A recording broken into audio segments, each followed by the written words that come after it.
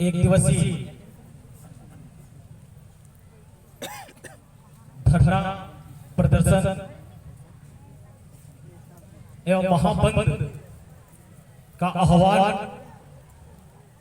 सर्व आदिवासी समाज छत्तीसगढ़ एवं अधिकारी कर्मचारी जनजाति विकास संघ के तत्वाधान में छत्तीसगढ़ में निवासरत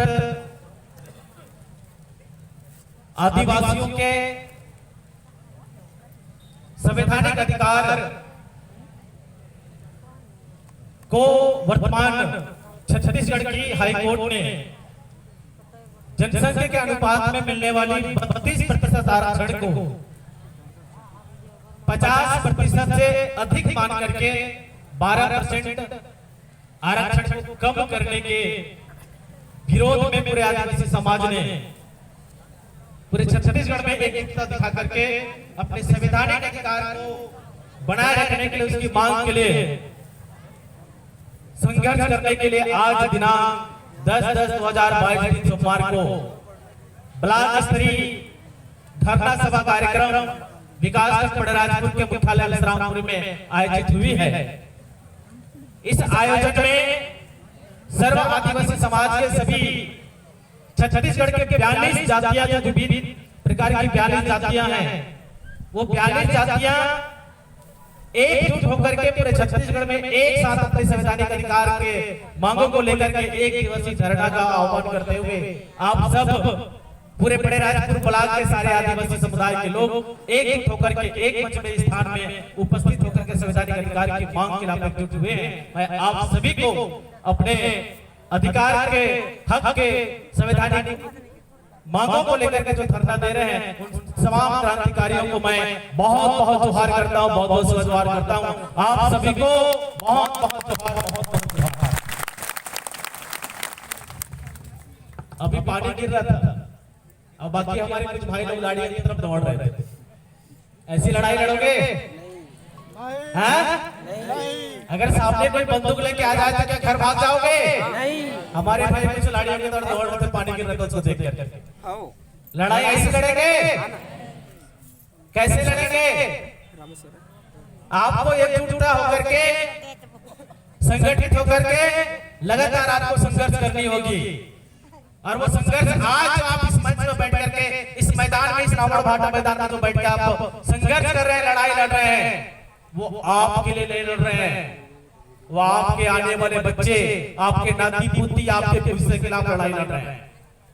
क्योंकि आज जो आरक्षण यहाँ पे ले रहे हैं आप सब लोग, वो सारे आरक्षण जो है हमारे इधर फोटो बन के आज बैठे हुए हैं। शहीद गुंडाधूर, शहीद बाबा साहब भीमराव अम्बेडकर, शहीद वीर नारायण सिंह, रानी दुर्गावती, जिनके लड़ने से इस भारत के संविधान में आपको आर्टिकल 356, 330 और 333, 334 आर्टिकल में आपको भारत के संविधान में आरक्षण दिया है।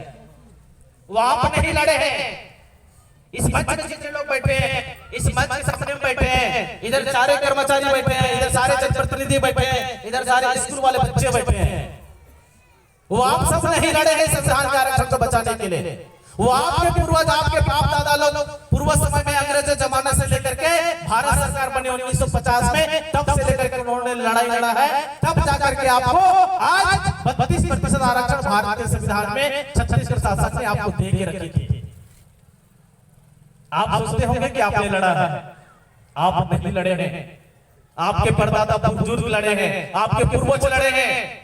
और वो दिन आ गया है कि अगर आपके आने वाले बच्चे भी अगर आरक्षण का फायदा लें, आपके बच्चे भी स्कूल में पढ़ सके, आपके बच्चे को भी स्वास्थ्य हॉस्पिटल में स्वास्थ्य की व्यवस्था हो सके, आपके बच्चों को भी रोजगार मिल सके, आपको भी सरकार की योजना मिल सके, अगर आप ऐसे चाहते हैं तो आज आपको लड़ना होगा। अगर नहीं लड़ेंगे तो आपके बच्चे को ये सुविधाएं जो आज मिल रही थी वो सुविधाएं नहीं मिलेंगी। आरक्षण का मतलब सिर्फ पाना नहीं होता। आरक्षण क्यों चाहिए आप लोगों को? किस लिए आरक्षण चाहिए? आरक्षण क्यों चाहिए? क्या करोगे आरक्षण लेकर के? आरक्षण की जरूरत आदिवासियों को क्यों है? ये सबसे बड़ी सवाल है। क्यों है आदिवासियों को आरक्षण की जरूरत? क्या सिर्फ आदिवासियों को आरक्षण की जरूरत है? बाकी लोग इस दुनिया में नहीं रहते हैं, लेकिन उन लोग आरक्षण की मांग क्यों नहीं कर रहे हैं? और सिर्फ आदिवासी ही क्यों आरक्षण की मांग कर रहे हैं? क्यों कर रहे हैं आरक्षण की मांग? मुझे तो समझ से परे है। ये करीबन 2-3 घंटे से बंद चल रहा है, सब लोग बोल रहे हैं 32% आरक्षण देना होगा, आपको आरक्षण लेना होगा। क्यों भाई? क्या करोगे आरक्षण को? भात खाओगे? पानी पियोगे? क्या करोगे आरक्षण को? नहीं पता कि समझ से परे है। क्या आरक्षण क्या होता है वो भी समझ में नहीं आ रहा है। आरक्षण क्या होता है? बच्चे बताइए, आप लोग सारे स्कूल में पढ़ने वाले, आरक्षण क्या होता है? आरक्षण क्या है? आरक्षण क्यों चाहिए? आरक्षण कोई मुद्दा नहीं है। मैं आप सबसे कहना चाहूंगा, इस मंच में बैठे मंचाचिल और सारे लोगों से, समाज से, आरक्षण कोई मुद्दा नहीं है। बोलिए सभी लोग, आरक्षण कोई मुद्दा नहीं है। इस भारत देश में हम भारत देश के मूल निवासी हैं। इसी देश में हम पैदा हुए और इसी देश में हम अपना जीवन जी रहे हैं। इस देश में हमारे सारे सुविधाओं का हमारा जन्मसिद्ध अधिकार है। क्या है? क्या है? क्या है? हमारा जन्मसिद्ध अधिकार है। आरक्षण कोई मुद्दा नहीं है। इस देश में हमारा प्रतिनिधित्व होना चाहिए। ये प्रतिनिधित्व की लड़ाई है, ना कि आरक्षण की लड़ाई है। आपको समझना होगा, आरक्षण नीति कहता है आरक्षण सिर्फ 10 साल के लिए होता है। कितने साल के लिए? 10 साल। कितने साल के लिए? 10 साल। कितने साल के लिए? 10 साल। पिछली सरकार ने आरक्षण को 10 साल के लिए बढ़ा दिया है। अगर सरकार चाहे तो उस आरक्षण को पूरी तरह खत्म कर सकती है। मैं कहता हूं, इस संविधान में हमें आरक्षण की बात नहीं करना चाहिए।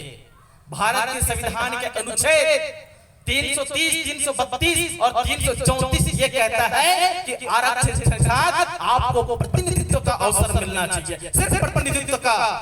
आप इस देश में प्रतिनिधित्व करेंगे, ना कि गुलाम बन के रहेंगे। आरक्षण मतलब होता है रोटी देना। रोटी मतलब भिखारी को रोटी देते हैं। भाई चल तू भूखा है, ये तो 10 दिन से रोटी खा। ये आरक्षण है। हमको आरक्षण नहीं चाहिए। इस भारत देश में, इस छत्तीसगढ़ में हमको प्रतिनिधित्व चाहिए। हम हर स्तर में प्रतिनिधित्व करेंगे। हमको प्रतिनिधित्व का मौका मिलना चाहिए। विधानसभा में प्रतिनिधित्व होना चाहिए। दिल्ली के लोकसभा में प्रतिनिधित्व होना चाहिए। भारत सरकार के सारे मंत्रालय में हमारे प्रतिनिधित्व होना चाहिए और छत्तीसगढ़ सरकार के सारे मंत्रालय में हमारे प्रतिनिधित्व होना चाहिए। प्रतिनिधित्व मतलब होता है आपकी स्वाभिमान की जिंदगी। प्रतिनिधित्व मतलब होता है आपके स्वाभिमान की जिंदगी। जिस जमीन पे आप पैदा हुए जी रहे हो, वहां पे आपको इज्जत से जीने का अधिकार होना चाहिए। ये है प्रतिनिधित्व, ना कि आरक्षण। आरक्षण मतलब पाले हुए कुत्ते को रोटी देना होता है। इसलिए हमारी मांग, हमारा अधिकार वो सिर्फ आरक्षण तक नहीं होना चाहिए। हमारा होना चाहिए प्रतिनिधित्व। हम इस देश में प्रतिनिधित्व करें, हम इस राज्य में प्रतिनिधित्व करें, हम अपने गांव में प्रतिनिधित्व करें। यह है प्रतिनिधित्व की लड़ाई। साथियों, आपको समझनी होगी, क्योंकि बहुत सारे लोग कहते हैं कि यहाँ पे मजदूर, किसान, गरीब, अमीर, अधिकारी, कर्मचारी, जनप्रतिनिधि, स्कूल बच्चे, सारे लोग यहाँ पे राजा बैठे हुए। क्यों? ये सिर्फ और सिर्फ प्रतिनिधित्व की लड़ाई है, ना कि आरक्षण की लड़ाई है।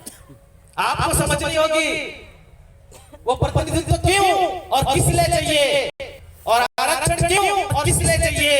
अभी आप लोग को पता होगा, पिछले 25 तारीख को पीएससी का एक लोक सेवा, छत्तीसगढ़ लोक सेवा आयोग के द्वारा उन्होंने एक सरकारी नौकरी के भर्ती के लिए एक व्यापक निकाला था, और वो था मंत्रालय की चपरासी की भर्ती।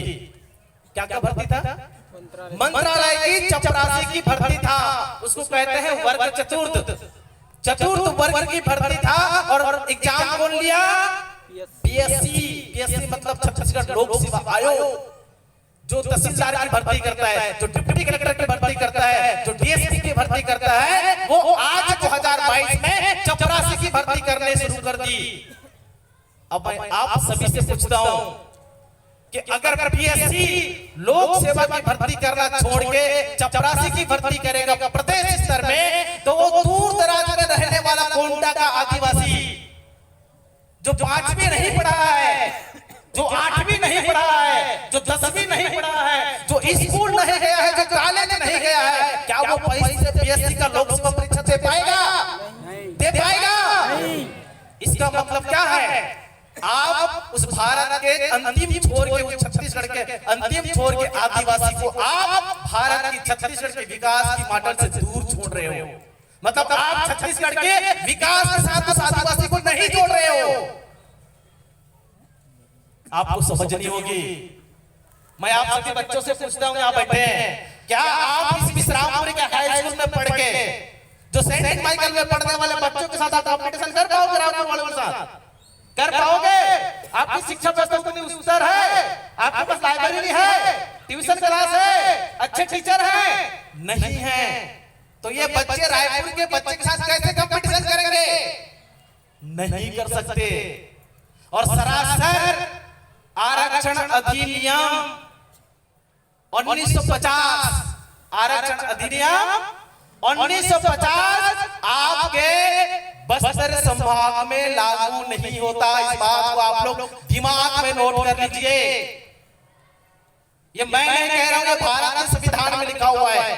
भारत के संविधान के अनुच्छेद 244A के पैरा 5 के उपपैरा 1 में लिखा हुआ है। वो कहता है कि पूरे छत्तीसगढ़ में भारत का और छत्तीसगढ़ का जो आरक्षण रोस्टर पद्धति है, वो भारत के छत्तीसगढ़ के बस्तर संभाग और सरगुजा संभाग में लागू नहीं होता। इस बात को आपको समझना चाहिए। और हमारे सारे जितने भी एमपी एमएलए और जितने भी जनप्रतिनिधि हैं, उनको समझना चाहिए। मैं इसी बात इसलिए रखा था, क्या आप रायपुर के बच्चे के साथ आपके बच्चे कंपटीशन कर सकते हैं? कर सकते हैं? नहीं कर सकते। इसीलिए इस व्यवस्था में कहा गया है कि छत्तीसगढ़ में आदिवासियों को उनके जनसंख्या के अनुपात में उनको प्रतिनिधित्व का अवसर देना चाहिए। किसके अनुपात में? जोर से बोलेंगे, किसके अनुपात में? जनसंख्या। किसके अनुपात में? जनसंख्या। अब आपका बिलासपुर का सुप्रीम कोर्ट कहता है 9/9/2022 को कि आपके छत्तीसगढ़ में छत्तीसगढ़ सरकार ने 58% रिजर्वेशन देकर के रिजर्वेशन रूल्स के खिलाफ गया है। मैं सुप्रीम कोर्ट से पूछना चाहता हूं, हाई कोर्ट से पूछना चाहता हूं, क्या वो हाई कोर्ट ने जो संविधान पीठ को सुनता है, वो हाई कोर्ट ने क्या भारत के संविधान के अनुच्छेद 244A के पैरा 5 के उप पैरा 1 को क्या वो अध्ययन किया? क्या वो भारत के संविधान के अनुच्छेद 330, 332 और अनुच्छेद 14 और 15 और अनुच्छेद 13 का क्या उन्होंने अवलोकन किया? क्या वो हाई कोर्ट ने जनसंख्या की मापदंड के अनुपात को अध्ययन किया? नहीं किया। और नहीं करने के कारण उन्होंने एक तरफा फैसला सुना के कह दिया कि छत्तीसगढ़ में 50% से अधिक किसी समाज को रिजर्वेशन मतलब आरक्षण नहीं दिया जा सकता है, ऐसा कहा है सुप्रीम हाई कोर्ट ने। मैं यहाँ पे पढ़ के सुना देता हूँ आपको। अनुच्छेद 30 और 32 क्या कहता है? अनुच्छेद 30 और 32 में कहीं भी नहीं लिखा है कि आदिवासियों की आरक्षण जो है वो 32% से कम होगा, ऐसा कहीं भी नहीं लिखा है। वो कहता है, संविधान कहीं भी नहीं लिखा है कि छत्तीसगढ़ में 50% से कम आरक्षण नहीं होगा या 50% से अधिक आरक्षण नहीं होगा, ऐसा कहीं भी नहीं लिखा है। 330 और 332 आप उठा के पढ़ लीजिए। वो संविधान कहता है कि राज्य के जनसंख्या के अनुपात में जिस समाज की जितनी जनसंख्या होगी, मतलब अनुसूचित जातियों की जितनी जनसंख्या होगी, उतनी जनसंख्या के अनुपात में जितना प्रतिशत होगा, उस प्रतिशत के कुल छत्तीसगढ़ के जनसंख्या के अनुपात में आदिवासियों की जितनी जनसंख्या होगी, उतनी जनसंख्या के आधार पे उनको रिजर्वेशन देना होगा। 50% से क्राइटेरिया संविधान में कहीं भी नहीं लिखा है। वो सिर्फ लिखा है तो दिल्ली के सुप्रीम कोर्ट ने जब 2005 में आरक्षण नीति के द्वारा फैसला सुनाया तो उन्होंने कहा कि आरक्षण किसी समुदाय को 50% से अधिक नहीं होना चाहिए। क्या आपके छत्तीसगढ़ के आदिवासियों की जनसंख्या 50% से ऊपर है? छत्तीसगढ़ में आदिवासियों की जनसंख्या 50% से ऊपर है? नहीं है। आपकी जनसंख्या छत्तीसगढ़ में 32% है। कितना है? कितना है? कितना है? कितना में? 100 में। कितना में? कितना में? आरक्षण का टोटल कोटा कितना होता है? 100% होता है। आरक्षण का टोटल कोटा कितना होता है? 100 होता है। 100 का कोटा होता है। 100 कोटा में 50% जो है किसी एक समुदाय से अधिक नहीं दिया जाएगा, ये कहता है। किसी समुदाय को 50% से अधिक आरक्षण किसी समुदाय को नहीं दिया जा सकता, ऐसा कह रहा है, ना कि 50% से कम। इस बात को आपको समझना चाहिए। आपकी जनसंख्या कितनी है? 32%। आरक्षण की कोटा कितना कहता है? 50%। और छत्तीसगढ़ में आरक्षण की रोस्टर कितना है? 100%। आदिवासियों का 32, एससी का 14, ओबीसी का 27। टोटल कितना हुआ? कितना हुआ टोटल? काउंट करो कितना हुआ? 32, 14 और 27 कितना हुआ? कितना हुआ? 73। मतलब 25 से कितना है? अधिक है। आपको 72% रिजर्वेशन देने का अधिकार नहीं है, ऐसा हाई कोर्ट कहता है। लेकिन यहां भी ये कहता है आर्टिकल 342, आपको जनसंख्या के अनुपात में आपको प्रतिनिधित्व करने का अधिकार होगा, ये बात कहता है। अगर किसी के ऊपर सुप्रीम कोर्ट या हाई कोर्ट ये कह दिया कि 50% से आपका अधिक आरक्षण नहीं हो सकता, तो आप तमिलनाडु, आंध्रा, केरला और कहां कर्नाटक अभी उन्होंने बिल पास किया है। और कर्नाटक सरकार ने बिल पास करके बोला कि मैं 58% रिजर्वेशन दूंगा। वो संसद में विधानसभा में उन्होंने बिल पास किया और बिल पास करके उसको संविधान की 9वीं अनुसूची में जोड़ने के लिए भारत सरकार के राष्ट्रपति को उन्होंने रिकमेंडेशन भेजा है कि आप कर्नाटक में 58% रिजर्वेशन होगा। इस बिल को हम कैबिनेट में पास करते हैं और भारत के आप 9वीं अनुसूची में जोड़िए और कर्नाटक के आदिवासियों को 58% रिजर्वेशन दीजिए। ये उन्होंने प्रस्ताव पास करके केंद्र सरकार को भेजा है। जबकि यही काम छत्तीसगढ़ के सरकार को भी हाई कोर्ट के फैसले के बाद छत्तीसगढ़ के विधानसभा में अध्यादेश लाना चाहिए था।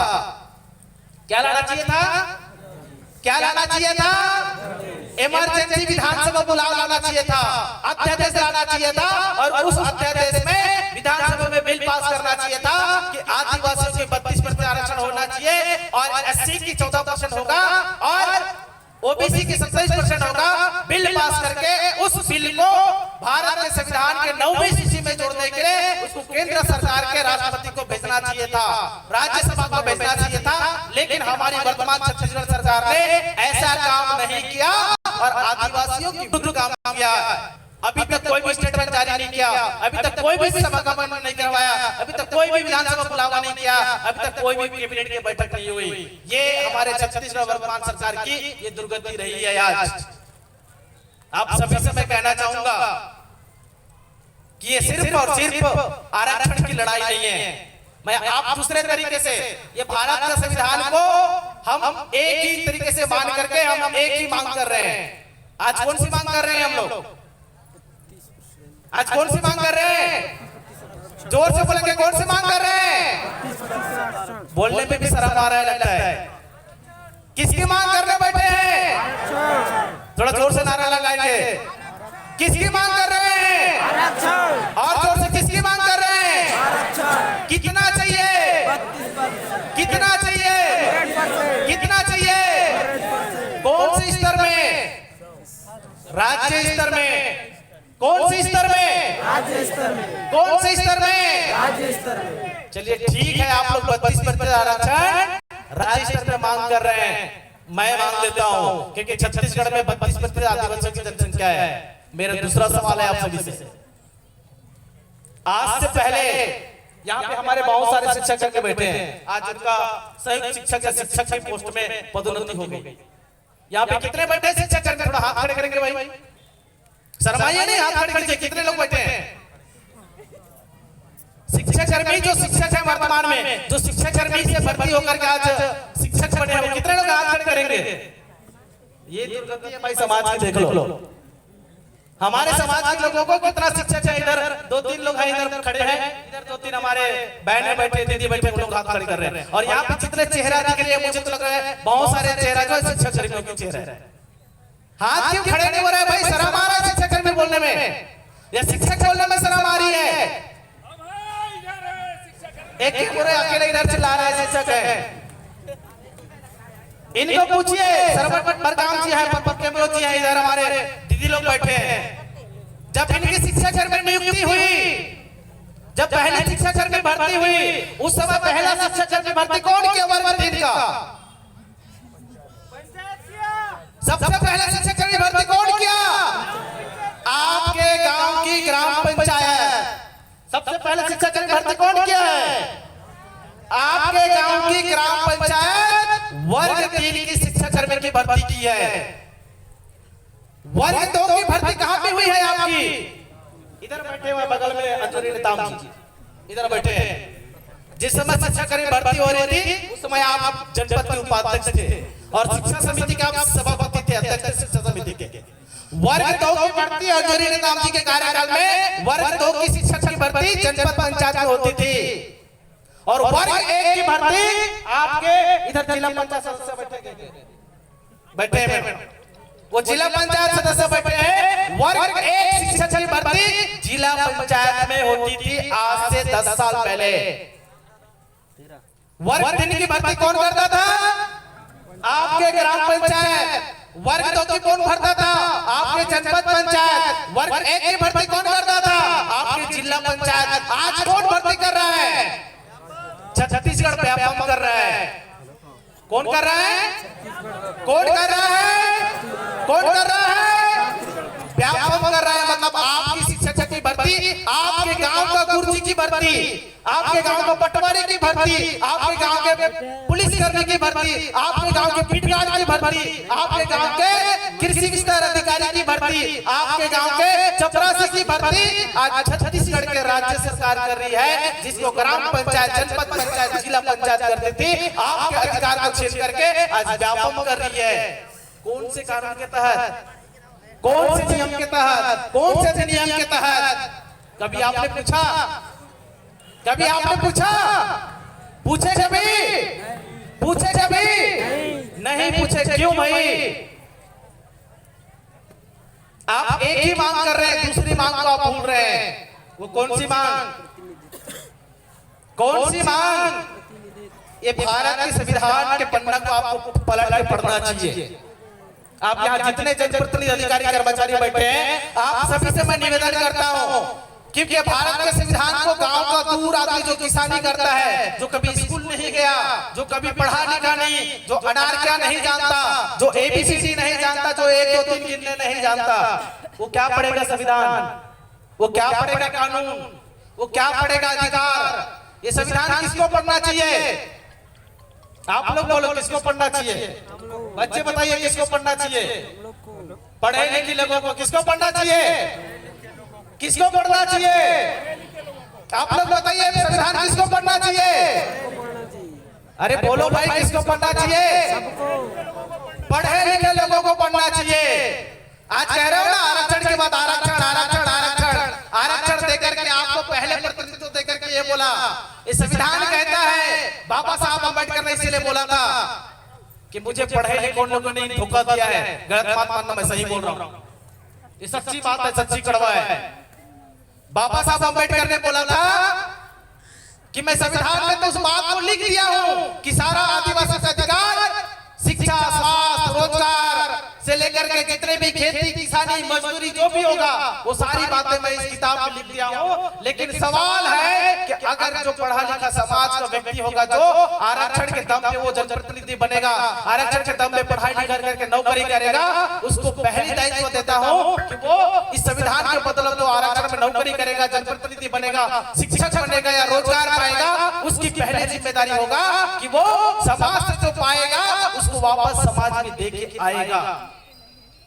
ये बाबा साहब अम्बेडकर ने कहा था और इसीलिए वो रिजर्वेशन की बात की थी, इसीलिए उन्होंने प्रतिनिधित्व का बात की थी और उन्होंने इसीलिए एक शब्द में कहा था, pay back to society time talent treasury. क्या बोला था बाबा साहब ने? Pay back to society time talent treasury. ये कितने किसके पास है? टाइम टैलेंट और ट्रेजरी कितने पास के पास है? टाइम सिर्फ पढ़े लिखे लोगों के पास है, टैलेंट सिर्फ पढ़े लिखे लोगों के पास है और ट्रेजरी मतलब पैसा। ट्रेजरी मतलब पैसा किसके पास है? जो आपके समाज के लोग नौकरी करते हैं उनके पास पैसा है, उनके पास समय है, उनके पास शिक्षा और ज्ञान है। ये आप पाओगे तो आरक्षण की बदौलत पाओगे और उस बात को समाज को जाकर वापस दोगे। ये बात बाबा साहब ने कहा था। दुर्गति है कि हमारे समाज के लोग आज भारत के संविधान के अनुच्छेद 244(1) के बारे में कोई नहीं जानता, 5वें अनुच्छेद के बारे में कोई नहीं जानता। लेकिन संविधान कहता है कि आप समाज में अगर आरक्षण के बदलाव आ रहे हो तो आपको बोला था कि पे बैक सोसाइटी मतलब आपको जो अधिकार मिला है उसको आप जब आपके पास पैसा होगा, समय होगा, शिक्षा होगा तो आप समाज को वापस दिलाओगे। कितने लोग कर रहे हैं? समाज को कितने लोग जागरूक कर रहे हैं? संविधान को समाज को कितने लोग बता रहे हैं? किसी ने नहीं। ये सच बात है, लोगों को कड़वी जरूरत है।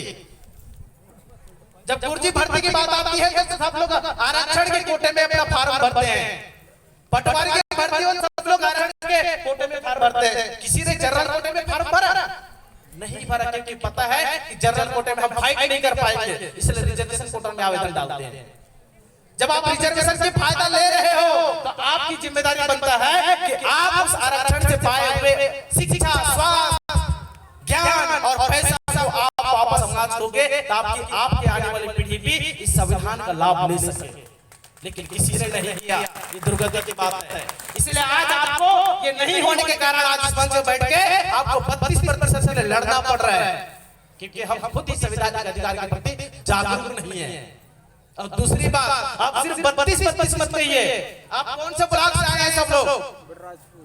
कौन से ब्लॉक से आए हैं? कौन से जिले से आए हैं? कौन से संभाग से आए हैं? आपको पता है कि कोंडागांव जिला में आदिवासियों की जनसंख्या कितनी है? 70%। कोंडागांव में आदिवासियों की जनसंख्या कितनी है? 70%। ये संविधान कहता है 244(1) जब भी आपकी तृतीय और चतुर्थ श्रेणी की कर्मचारी की भर्ती होगी वो छत्तीसगढ़ स्तर में नहीं होगा, क्योंकि छत्तीसगढ़ स्तर में होगा तो आपको मात्र 32 लोगों को मौका मिलेगा। कितने लोगों को? कितने लोगों को? अगर तृतीय और चतुर्थ कर्मचारी की भर्ती आपके जिला स्तर में होगा तो आपको कितने परसेंट रिजर्वेशन का लाभ मिलेगा? 70%। आप कितने परसेंट की मांग कर रहे हो? 32 की। 32 सिर्फ आपको कहां पे फायदा देगा? 32 आपको विधानसभा लोकसभा विधानसभा में देगा, 32% आपको पीएससी लोक सेवा में देगा, 32% सिर्फ आपके छत्तीसगढ़ सिविल सेवा में देगा, 32% सिर्फ आपको मेडिकल सीट में देगा, 32% सिर्फ आपको इंजीनियरिंग में देगा और बाकी चतुर्थ श्रेणी के जब सिविल सर्विस की बात आएगी तब कितने देगा? तब भी 32 ही देगा। आप लोग आरक्षण की गणना गलत तरीके से कर रहे हो। आपको आरक्षण की गणना करने आना चाहिए, वो दूसरे तरीके से करने आना चाहिए। वो आपको मांग करना चाहिए कि जब सिविल सेवा की भर्ती होगी तो 32 की होगी, लेकिन जब वर्ग 1, वर्ग 2 और वर्ग 3 की जब भर्ती होगी तो कहां पे होगी? संभाग, जिला और ब्लॉक स्तर में होगी। इस मांग को आपको 100% रिजर्वेशन के बाद जो की गई है, आपको 100% रिजर्वेशन चाहिए कि नहीं चाहिए? कि 32 के खुश हो? 32 में खुश हो? अगर आप 32 की मांग करोगे तो कोंडागांव में जो चपरासी भर्ती होगा, वो कोंडागांव के चपरासी भर्ती मात्र आपके बच्चे 32 लोग नौकरी पाएंगे। और कितने लोग? बच्चा कितना? बच्चा कितना? 68 पॉइंट पाएंगे वो रायपुर वाला। क्योंकि अभी हुआ ना आउटसोर्सिंग की भर्ती, नर्स में आउटसोर्सिंग की भर्ती, शिक्षकों में आउटसोर्सिंग की भर्ती, इसलिए तो आपको अभी कौन सी भर्ती करवा रहा है? शिक्षक में जब शिक्षक की कमी है तो आपको ट्यूटर के शिक्षक से पढ़ा रहा है। वो किसका है? आउटसोर्सिंग का है। अभी स्कूलों में गुरुजी की कमी है, वहां पे गेस्ट टीचर के रूप में आपको पढ़ा रहा है। जब गुरुजी जी नहीं है तो आपको भर्ती करने की जरूरत है ना भाई, तो गेस्ट टीचर क्यों पढ़ा रहे हो? ट्यूटर क्यों पढ़वा रहे हो? ये आपकी आउटसोर्सिंग के मापदंड को लाता है।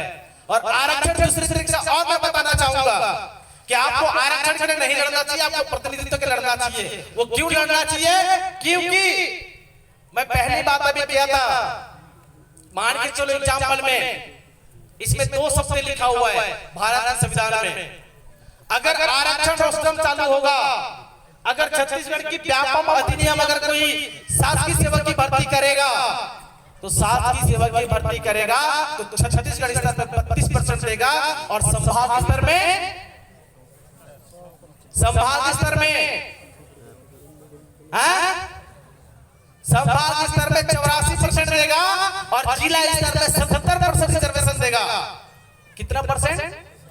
कितना परसेंट? कितना परसेंट?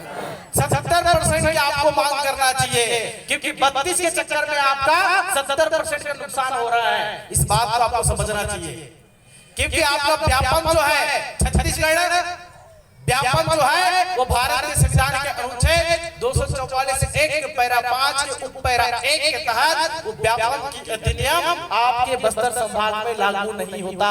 इस बात को आपको जानना चाहिए। अगर लागू होगा तो आपका अपवाद और रूपांतरण के अधीन रहते हुए लागू होगा। किसके तहत? किसके तहत लागू होगा? अपवाद और रूपांतरण। अपवाद में भी सुने हो, रूपांतरण का भी सुने हो? नहीं सुने हो तो सुन लो। अभी आज की स्थिति में छत्तीसगढ़ में आपके गांव में बहुत सारे पढ़े लिखे होंगे, 12वीं पास हर गांव में मिल जाएंगे, कॉलेज वाले हर गांव में मिल जाएंगे। लेकिन आपके बच्चे के पास क्या बीएड और बीएड की डिग्री है? नहीं है। क्या आपके बच्चे के पास जो शिक्षा सुविधा रायपुर में मिलती है वो आपके कोंडागांव जिले में है? नहीं है। नहीं है। जब आपकी सुविधाएं, आपके बच्चे की सुविधाएं रायपुर के बराबर नहीं है तो क्या आप अपने बच्चों को उस स्तर की पढ़ाई करके उसमें कंपटीशन फाइट करवा सकते हैं? नहीं करवा सकते। इसलिए 2 शब्द लिखा हुआ है, उसको कहते हैं अपवाद और रूपांतरण। मतलब मान के चलिए कि अगर छत्तीसगढ़ में किसी पंचायत में सचिव पद की भर्ती करना है, कौन से पद की? सचिव पद की भर्ती करना है, और छत्तीसगढ़ का मंत्रालय कहता है कि सचिव पद के लिए 12वीं पास होना अनिवार्य है। क्या होना अनिवार्य है? 12वीं पास होना अनिवार्य है। मान के चलिए आपके बीजापुर जिले के उसूर ब्लॉक में, कौन सा ब्लॉक?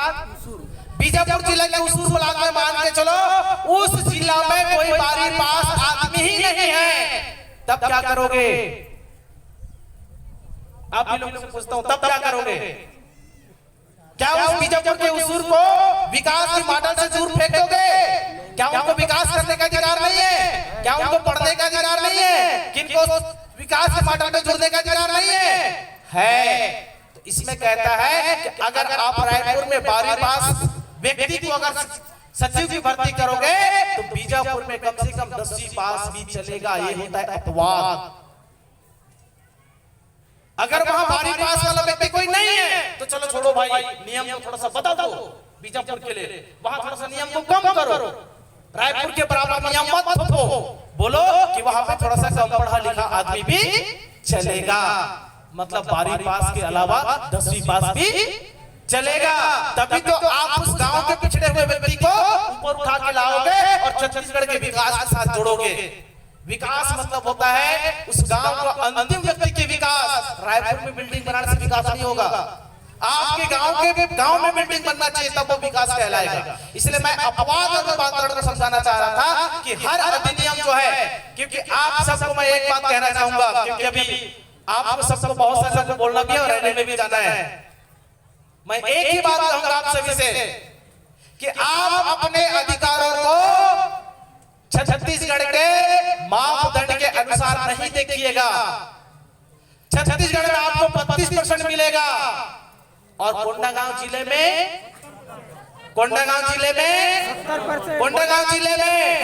तो आपको किसकी मांग करना चाहिए? आपको 70% की मांग करना चाहिए, क्योंकि अगर आप 32 की मांग करेंगे तो आपको 70% का नुकसान हो रहा है। इसलिए आपको 70% की मांग करना चाहिए, क्योंकि 70% रिजर्वेशन आज भी है। इसीलिए जनपद पंचायत वर्ग 2 की भर्ती करता था। 70% रिजर्वेशन संविधान में आज भी है, इसलिए ग्राम पंचायत वर्ग 3 की भर्ती करता था। इसलिए 70% आज भी रिजर्वेशन है, इसलिए जिला पंचायत वर्ग 1 की भर्ती करता था। वो अधिकार आज भी है। वो अधिकार कहां लिखा है? आपके पंचायती राज अधिनियम 1993 की धारा 129 का और 1996 की धारा 1 से लेकर 5 तक, इसमें स्पष्ट लिखा है कि आप अपने गांव के ग्राम पंचायत में भारत सरकार के अधिनियम 1 से लेकर के 1995 तक अनुच्छेद बने हैं। उस अनुच्छेदों के जितने भी 12 अनुसूचियां हैं, वो 12 अनुसूचियों में 11 नंबर का अनुसूची है। 11 नंबर के अनुसूची में छत्तीसगढ़ सरकार के, भारत सरकार के 29 विभाग हैं। कितने विभाग? जोर से बोलेंगे, कितना विभाग? 29 विभाग की वर्ग 3 और 4 की भर्ती आपके ग्राम पंचायत में हो सकती है। ये आपके पंचायती राज अधिनियम में आपको पावर दिया है। पहले होता था, नियम वही भी है, अधिनियम वही आज भी है, लेकिन आज व्यापम क्यों कर रहा है? क्योंकि आपके आरक्षण को खत्म करना चाह रहा है। क्योंकि प्रदेश स्तर पे भर्ती होगा तो आपके गांव का बच्चा उसके बराबरी नहीं कर पाएगा, इसलिए व्यापम कर रहा है। जबकि उसको पंचायती राज अधिनियम 1993 के तहत भर्ती करना चाहिए। वर्ग 3 की भर्ती ग्राम पंचायत में देना चाहिए, वर्ग 2 की भर्ती जनपद में देना चाहिए और वर्ग 1 की भर्ती जिला पंचायत में होना चाहिए। ये आपको आज से मांग करनी पड़ेगी। करेंगे कि नहीं? करेंगे। जब आपकी कर्मचारी की भर्ती ग्राम पंचायत में करेंगे तब कोई भी व्यक्ति बाहर जाकर नौकरी नहीं करेगा। कहां से आकर नहीं करेगा? जिस दिन ग्राम पंचायत अगर नौकरी की भर्ती करेगा तो रायपुर वाला आपके गांव में नौकरी करने आएगा? जिस दिन आपका जनपद पंचायत आपके कर्मचारी की भर्ती करेगा तो रायपुर वाला की भर्ती होगा? क्योंकि आप बोलोगे हमारे जनपद में, हमारे जनपद के मुख्यालय के जितने पंचायत हैं उस पंचायत के लोगों को पहली प्राथमिकता मिलना चाहिए। और पहली प्राथमिकता क्यों? क्योंकि पहले प्राथमिकता आरक्षण के लिए नहीं, पहले प्राथमिकता प्रतिनिधित्व के होना चाहिए। किसके लिए? प्रतिनिधित्व। जोर से बोलेंगे, किसके लिए? प्रतिनिधित्व के लिए होना चाहिए। वो आपका जन्मसिद्ध अधिकार है। आपके गांव में आपका राज्य होना चाहिए। आपके गांव में, आपके गांव में, आपके गांव में, ये मैं नहीं कह रहा हूं, ये पंचायती राज अधिनियम कहता है। आप सुने हैं सब लोग, आज से 5-10 साल पहले आपके सबके पंचायत में एक नारा लिखा हुआ होता था। कौन सा नारा? गांधी जी का नारा था। वो गांधी जी का नारा था ग्राम स्वराज अभियान। ये सुने थे कभी? ग्राम स्वराज अभियान सुने थे? कितने लोग सुने थे ग्राम स्वराज अभियान?